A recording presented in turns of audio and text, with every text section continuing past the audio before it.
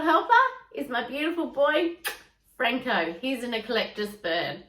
I know sometimes when we're in lockdown, it feels really tough because you can't go out and see your friends or family as much as you would like, but it's really important we stay safe and healthy. But did you know God calls us to look for the positive in every situation, even the hard ones? And today, I think the best part about lockdown is we get the opportunity to do even more craft. How cool is that? Today, we're going to make our very own special bird feeder. All right, let's get creative. Grab an old tin and give it a good wash and take the label off. Once you have thoroughly washed your tin, use a small piece of sandpaper or a scourer if you don't have sandpaper and rub it over the outside of your tin. This will help the paint to stick.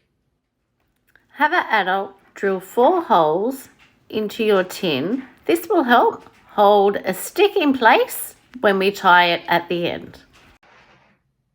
Now it's time to choose a colour. I'm going to paint my tin pink. You need to paint the whole outside and the bottom of your tin. All right, let's go.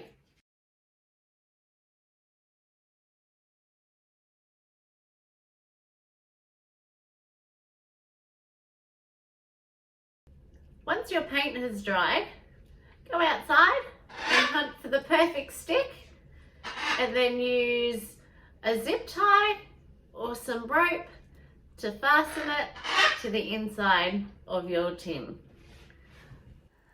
Tie a large piece of ribbon or rope around the tin, ensuring that the knot is at the top.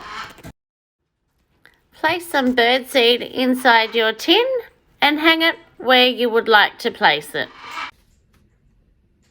I really hope you've enjoyed making this week's craft, and you might choose to make many bird feeders. You could hang them outside in the trees for the wild birds to feed on. You might choose to put some water inside for them to drink instead of birdseed. Well, I'll see you next time. Bye.